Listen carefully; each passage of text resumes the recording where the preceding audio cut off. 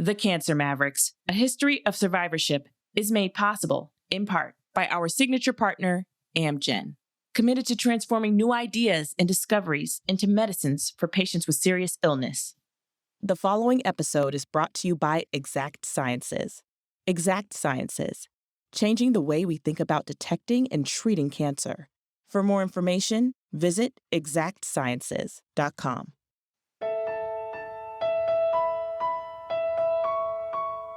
As the cancer survivor movement grows, there's also an increasing focus on who doesn't survive. Who doesn't get screened in time so their cancer is caught early? Who doesn't get the benefits of the newest life-saving treatments developed in clinical trials?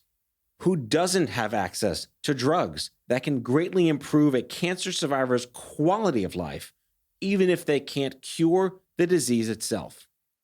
Cancer disparities is one way of saying that cancer sucks for everyone, but it sucks a whole lot more for some people.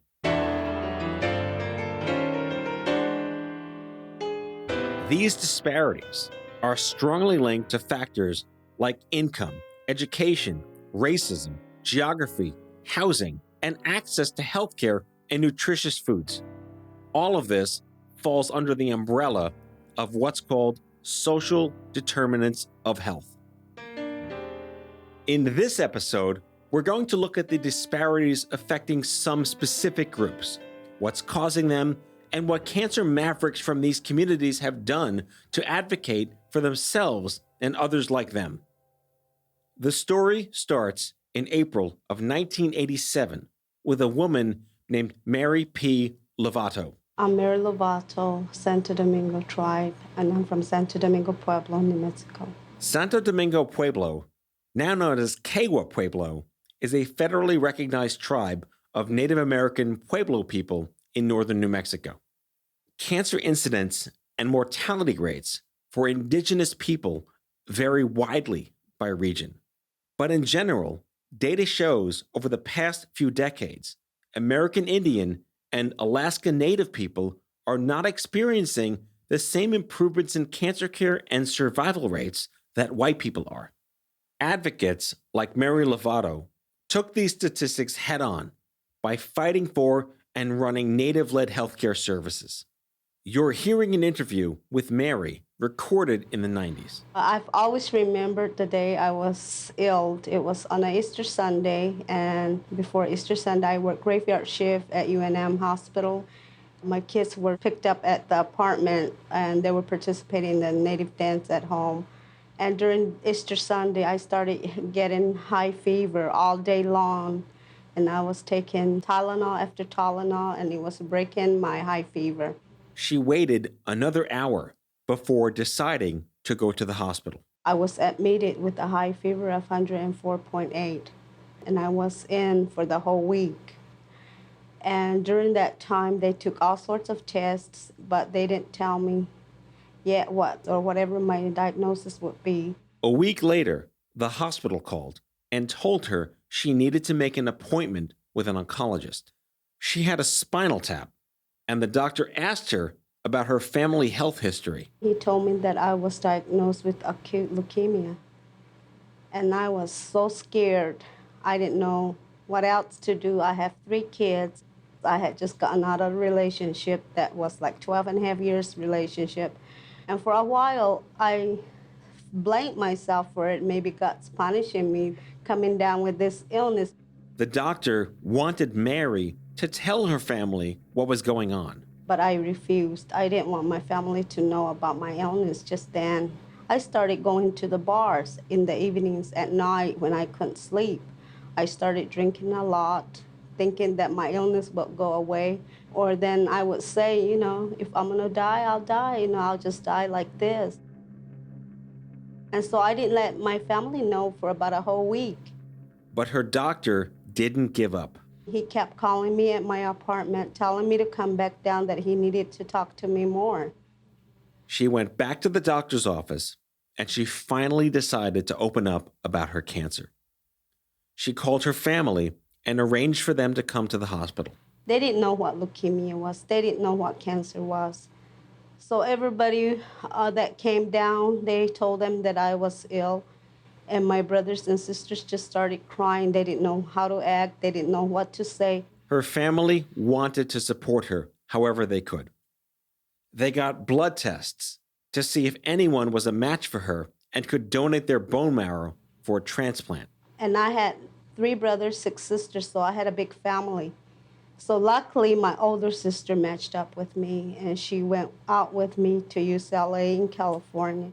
Mary was a member of a federally recognized tribe, lived near a major city, and therefore had access to health care, but she still had to travel far for cancer treatment. She was in Los Angeles, over 800 miles from home, for 3 months after receiving a bone marrow transplant from her sister. She was devastated to be all alone at UCLA for her treatment. This is Dr. Linda Burhan-Stepanoff, aka Linda B. She is the founder and president of the American Indian Cancer Research Corporation. It's an organization fighting to lower the incidence of cancer and increase cancer survival among indigenous people. Linda and Mary were friends. Linda says, in Indian country, most healthcare comes from the Indian Health Service, or IHS. It's a federal agency responsible for providing healthcare to American Indians and Alaska Natives. At the time Mary was diagnosed with leukemia, there were no IHS oncology centers anywhere near her home in New Mexico. So you had to be referred out. So Mary was stuck in California. During her treatment, she reflected on what she would do with the rest of her life. After I had my bone marrow transplant, I had a vision of my parents.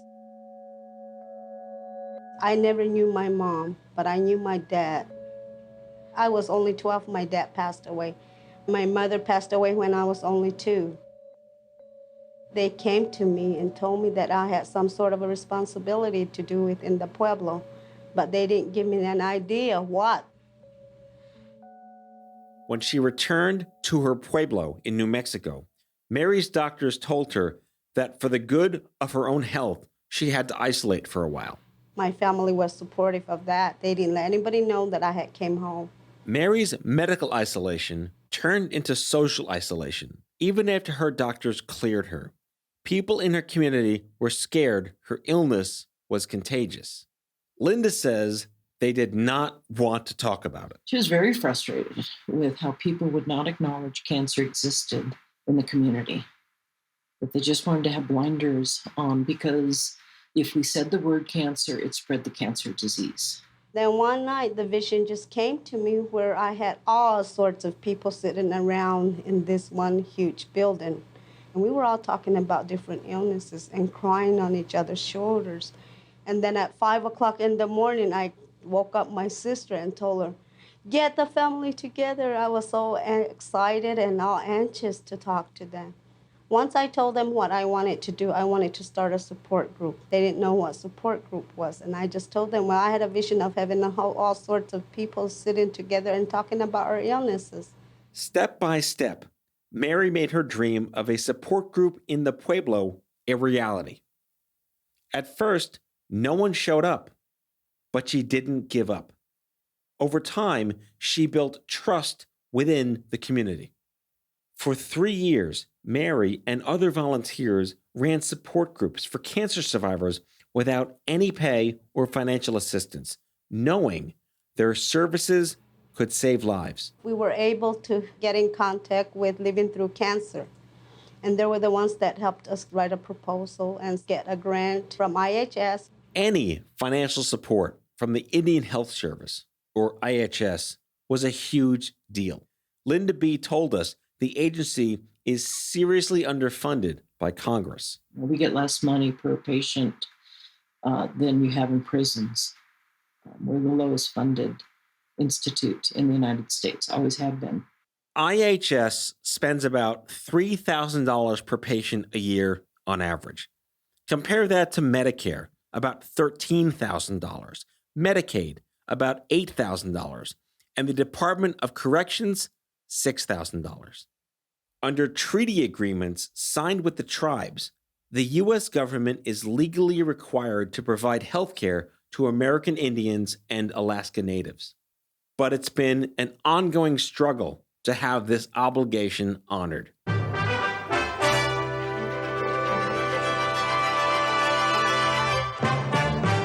Good evening. American Indian leaders today accused the Reagan administration of trying to subvert laws and court decisions in its new budget proposal. According to a 2018 report from the Independent and Bipartisan Commission on Civil Rights, the U.S. government has not adequately funded federal programs for Native Americans. Nearly every treaty talks about health care, and yet the Indian Health Service is completely underfunded.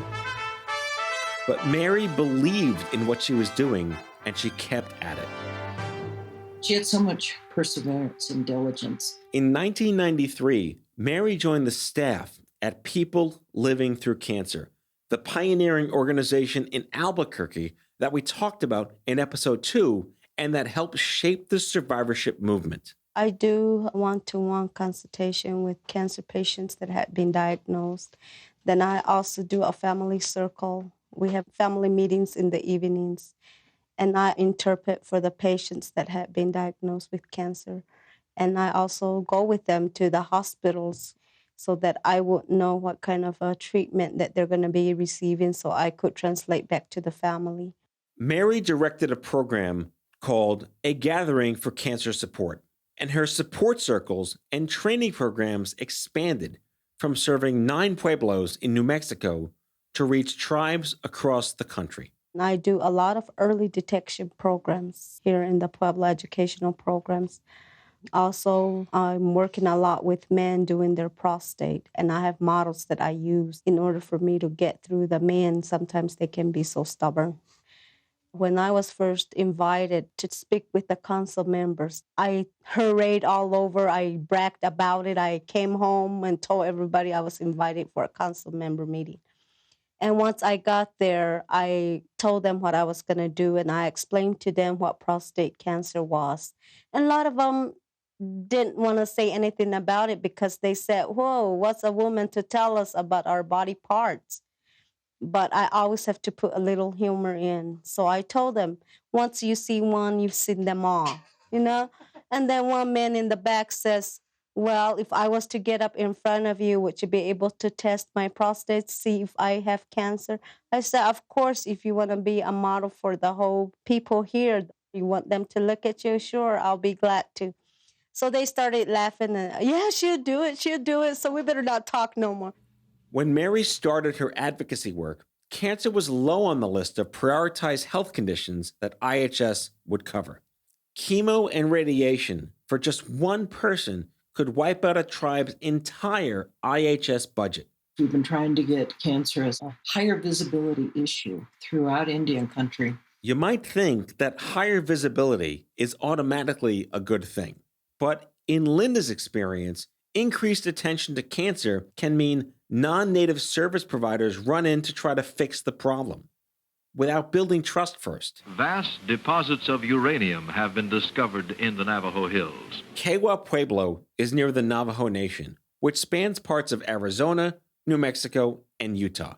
According to the EPA, there are more than 500 abandoned uranium mines on this indigenous territory.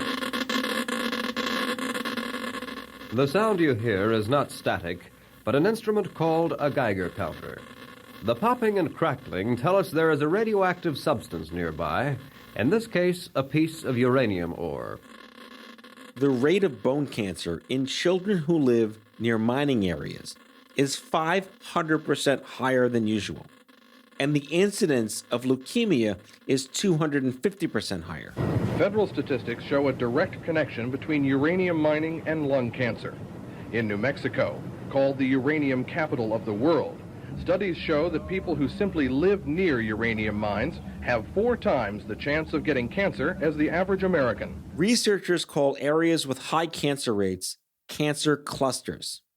It's important to study these clusters, and that includes understanding the subtle and overt racism that led to these disparities. But Linda says if researchers are not familiar with local traditions or aware of their sense of superiority, the process can be more harmful than helpful. Environmental Protection Agency had reports, literally stats like this. Linda worked as a consultant for a tribal chairman who was frustrated with the EPA's investigation of cancer in his community. People from the agency would dump a bunch of graphs and complex information and then leave. And they're stacked all over the tribal chairman's desk. And he says, I don't know what these mean. I don't know how to interpret these. We want them to just tell us what we need to do to protect our people on it. And he got so angry, and the Environmental Protection Agency people were saying, he was so rude, we're not going back. And we gave him all the raw data, he can figure it out himself. Leaving stacks of paper full of words someone doesn't understand is clearly not a successful strategy for sharing information. Medical terminology is not intuitive, especially for people whose first language is not English. That's why Mary trained Native people, navigators, to accompany cancer survivors to their appointments to help them in potentially confusing moments.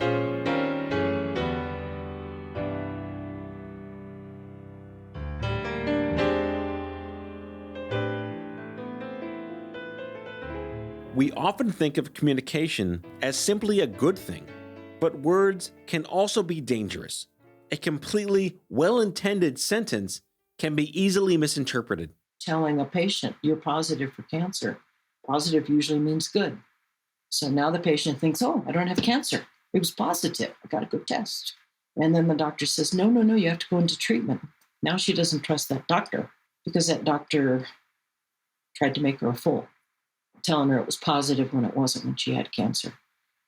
So now there's more distrust, and we have enough distrust anyway between our community and the healthcare facility. Navigators from the community are crucial because if patients feel their doctor doesn't respect their culture, they may not ask how to integrate treatment into their life.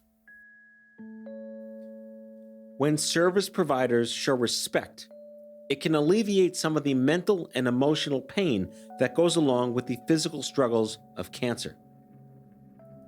Patients might blame themselves for getting sick, like Mary did at first. Guilt and shame can be unwelcome guests lingering in the hospital room after getting diagnosed with a stigmatized disease. Mary taught Native people to understand that cancer is not a punishment, it's not a curse, it's not contagious. And there are strategies to advocate for yourself and survive. Mary P. Lovato's vision for self-determination and Native-led support circles led to a national program called Survivorship in Indian Country. It was the first nonprofit cancer support and education program specifically for Indigenous people in the United States. Linda shares one reason this is important. When Indians go to non-Native support groups, they spend a lot of time talking about being Indian rather than dealing with the cancer, which is why it's nice to have an American Indian support group or an Alaska Native support group rather than a generic multiracial support group. Mary Lovato survived leukemia, bone cancer, and kidney cancer for 23 years. We were so lucky to have her. In 1997, the Pueblo of Santo Domingo, now called Kewa Pueblo, officially allocated land on the reservation to be designated as the site for the Mary P. Lovato National Cancer Survivors Training Facility. However, more than 20 years later, the funding to build Mary's training center still hasn't arrived. Mary P. Lovato passed away in 2008, but her legacy carries on through the hundreds of people she trained, the stories she shared, and the support networks she helped create. She believed Native people could break the silence around cancer and fill it with an outpouring of mutual support. She's remembered for her visionary efforts to improve the treatment options offered to Native people. After the break, we're going to dive into clinical trials, namely their history of serving a mostly white population, and what advocates are doing to change that. How do you afford to get to the trial? Where do you stay when you're in the trial? Who pays for that? Stay with us. Additional support for the Cancer Mavericks, a history of survivorship, is made possible by the following partners: Bristol Myers Squibb, Daiichi Sankyo, Merck, Seagen, Takeda, Pharmacyclics, an AbbVie company, and Janssen. Learn more about these supporters at cancermavericks.com. My friend and fellow young adult cancer survivor, Mayma Carmo, knew something wasn't right with her body, but she had to fight to get diagnosed and treated. Now she runs a nonprofit called the Tiger Lily Foundation, which aims to educate, advocate, and empower young women before, during, and after breast cancer. One of Mayma's goals is getting more Black women involved in conversations about cancer and enrolled in clinical trials. Producer Susie Armitage has her story. Mayma Carmo grew up in Liberia, where her mother was head of the country's nursing association. Part of her job was to train laywomen from different villages. They would take buses or walk for miles and come into the city where she would teach them how to become nurses. But it was very formative to watch what she was doing. Women who were coming in who, what we now know as having geographical barriers or literacy barriers or ethnic and tribal barriers and lack of access, finances and transportation. They were making their way to this city to get access to life-saving education and resources. And when Mayma hit puberty, her mother taught her how to do breast self-exams. The moment she saw I had breasts, she sat me down one rainy afternoon and told me that, I see you have breasts now. I know that you're embarrassed about them, but you need to know that your breasts are important and they're going to change over time. And knowing about your body can save your life and it can empower you to know how to treat yourself and how to get help if something goes wrong. Mayma says her mother's lesson did ultimately save her life. By then, her family had fled Liberia's civil war and settled in America. Mayma was 31 with a young daughter of her own and living in the Washington, D.C. area. And one day in the shower, I was singing Diana Ross, Ain't No Mountain High Enough, and just dancing in the shower, getting ready for work. And I just was doing my exam, and there was a lump in my breast, and my whole world stopped. She had no family history of breast cancer, and her age was considered a low risk. Mayma asked for a mammogram, which found 2 lumps. Then her doctor referred her to a breast surgeon, who said, "You have no evidence of breast cancer. You're fine. Go back and live your life. Just come back when you're older. Come back in 6 months or a year. Don't worry about it." But Mayma couldn't shake the feeling that something was wrong. And I said, well, if it's not a tumor, can we try to aspirate it? Aspiration is a procedure that can help determine if a lump is a harmless cyst or a cancerous tumor. Imagine having a balloon filled with water.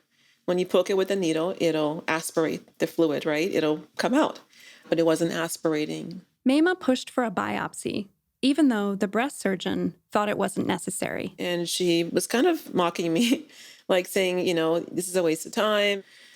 And I did it, and I kept telling myself, you're going to be fine. It wasn't fine. When a doctor calls your phone multiple times, it's never a good thing. Her diagnosis? Stage 2 breast cancer. Mayma realized how important it was that she had pushed for the biopsy, that she'd felt empowered to advocate for herself and push back on the surgeon's initial recommendations. What's the word? I felt small. The way she spoke to me, I felt small, I felt unimportant, I felt stupid, I felt talked down to. If I hadn't had a mother who was a nurse, if I hadn't seen my mom talk to doctors eyeball to eyeball my whole life, I would be dead today. There's no way to know for sure what Mayma's prognosis would have been. But when it comes to cancer, delays can be a matter of life and death. So when they finally got me diagnosed, the tumor had doubled in size. Mayma began treatment. And like so many of the cancer mavericks we've covered on this show, she made a promise that if she survived, she would do whatever she could to help others with the disease. She founded the Tiger Lily Foundation to support and empower young women with breast cancer. Soon, she was working closely with Congresswoman and fellow survivor Debbie Wasserman Schultz on a bill called the Early Act. We are here today to announce the introduction of the Early Act, the Breast Cancer Education and Awareness Requires Learning Young Act of 2009. It funds awareness campaigns, screening, and research on breast cancer in women under 40. I didn't find my tumor early because of luck. I found my tumor early because of knowledge and awareness. I knew that I should perform breast self-exams, and I was aware of what my body was supposed to feel like. It is my hope that by sharing my story, we will pass the Breast Cancer Education and Awareness Requires Learning Young Act of 2009 into law this year. I'm sorry. It became law in 2009. Maima isn't just passionate about making sure young women get the screening and treatment they need. She's also committed to reducing the disparities in who survives breast cancer. As I looked into the numbers, I found that women of color had a 40% higher death rate than their white counterparts. We weren't offered genetic testing. We weren't offered clinical trials. The enrollment for trials was at a 3% rate for Black women. This is a big issue across different types of cancer. Clinical trials are important because they can unlock promising new treatments. But historically, the majority of patients in trials have been white. Dr. Carmen Guerra is the Associate Director of Diversity and Outreach at the University of Pennsylvania's Abramson Cancer Center. There is research that's public from the FDA that looks at the proportion of Black patients that participated in oncology trials, and it's only 4%. So there's a dramatic and striking underrepresentation of Black patients in cancer clinical trials. That can increase disparities. In oncology, we use the standard of care. And so if you have a certain type of cancer, you show up at the doctor, we know what that standard of care is, and you will be offered that. But if you go to a center where they do research, like an NCI Comprehensive Cancer Center, and there's only 60 plus of those in the entire country, you will probably have the most options of research to participate in. And the reason it's important is because you might say, okay, well, that's the standard of care, but perhaps, there's a better treatment out there than the standard of care. And they're studying that. And I would be among the first people to receive that. The lack of diversity in clinical trials means fewer patients of color are able to benefit from new and more effective treatments. But it also means the research is incomplete. Clinical trial will show whether a treatment is better or not than the standard of care. However, if we just studied white individuals, how do we know that those results are going to hold true for Black individuals, Latinx individuals? What is a young person with that cancer versus an older patient with that cancer? How do they respond to the treatment? There are many reasons trials skew towards wealthier, whiter, and older patient populations. One of them is money. The experimental treatment provided in a trial is free, but insurance is still expected to pay for the routine patient care. Plus, there are other practical costs. Here's Maima again. How do you afford to get to the trial? Where do you stay when you're in the trial? Who pays for that? Who pays for your gas? Who pays for your lost wages? And if you're leaving for a trial and coming back home and tired and you're sick, you're missing work, who pays for those lost wages or a lost job? Trials often work on a reimbursement basis. Participants need to pay for all the costs up front, which can be impossible for someone on a tight budget. Then there's the paperwork. Lots and lots of paperwork. Even the consent forms. The consent forms are hard to understand. They're exclusive. They're scary. They're very clinical. Clinical trial administrators may also exclude people due to biased assumptions, whether or not they realize it. They can just say subjectively, this person wouldn't adhere. They live too far. They have some kind of psychological issue. They have a couple of kids. Some doctors may not even suggest a clinical trial for the same reasons. Dr. Guerra has spent years studying health disparities and the many barriers that prevent patients from getting timely screening and treatment. It was like peeling the onion. I would think I understood a barrier, and then I would peel back and learn that there were others hiding under that onion. everything from health literacy to the transportation barriers to insurance barriers, lack of access to insurance. Transportation and language were common. Lack of trust can also be a barrier for people from marginalized groups that have historically been mistreated by the medical system. Dr. Guerra says health providers and institutions need to work on building that missing trust. I would furthermore challenge people not to label that community as distrustful, because that's almost a little bit like blaming the victim, right? Like, you don't want to blame people for the problem that their community is experiencing, but rather challenge people to say, what is it about the organization that made it less trustworthy? Dr. Guerra and her colleagues at the Abramson Cancer Center wanted to increase the number of Black patients in their clinical trials.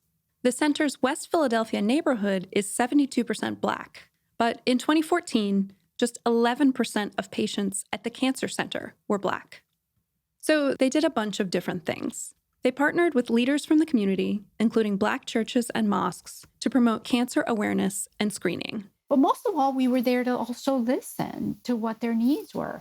And what we heard was, we are seeing our brothers and sisters die of cancer at just, really high rates. We need help to stop this unequal burden of cancer in our communities. They changed the messaging on their website, brochures, and social media to reflect the stories of Black patients. They worked with navigators to help patients who didn't have insurance get covered and educate them about the option of clinical trials. And they started a transportation program to help patients get to and from the cancer center. A lot of problems that are complex, like the onion model, you're not going to make a dent unless your solutions also equally address the many components of the barriers. In 2014, 12% of patients in Abramson's clinical trials were Black. By 2018, that number had almost doubled to nearly 24%. For researchers hoping to increase the diversity of patients in their trials, Dr. Guerra says there's no one-size-fits-all approach. Leave the office, go out into those communities, listen to the way they perceive the problem, and work with them to develop ways to overcome the barriers to accessing clinical trials. Mayma Carmo of the Tiger Lily Foundation says listening to survivor populations that are often overlooked and ignored, like Black women, young women, and women with metastatic breast cancer, is crucial across all cancer care and advocacy. I would go to conferences all the time, and I would never see Black patients at the table on the platform speaking. How do you fix a problem if the people you want to fix the problem with or for are never in the room? So Mayma has worked to get Black women from communities with the highest death rates in the room, training them to be advocates and bringing them to major events like the San Antonio Breast Cancer Symposium. That's why Mayma and other advocates have asked companies, organizations, and individuals working in the cancer world to sign an inclusion pledge. It reads, "We commit to taking specific actions to dismantle systemic barriers and end disparities.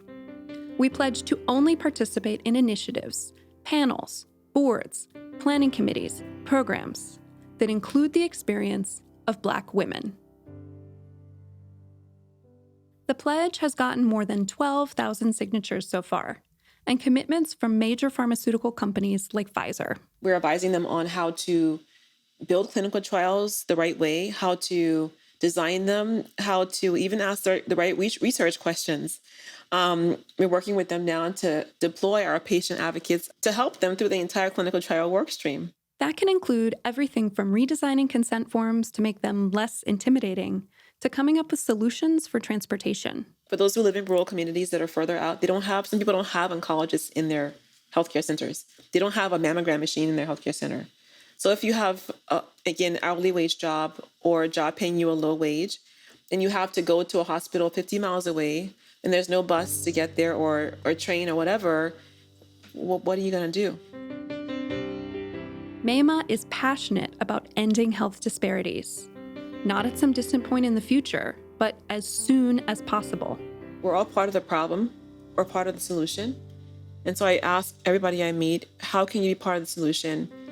And how can you use your privilege for power and use that to work to achieve health equity in our lifetime? That's what the Inclusion Pledge asks people to do. That was producer Susie Armitage. To learn more about the Tiger Lily Foundation's Inclusion Pledge, check out this episode's show notes or visit tigerlilyfoundation.org.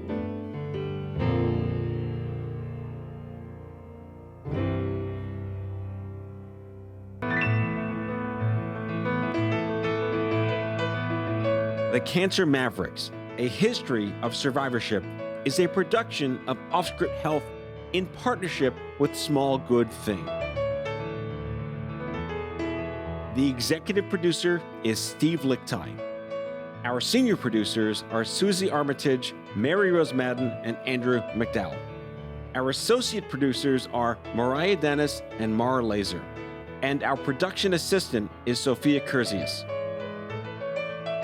Sound design and mixing is by David Schulman, and our music is composed and performed by me, Matthew Zachary.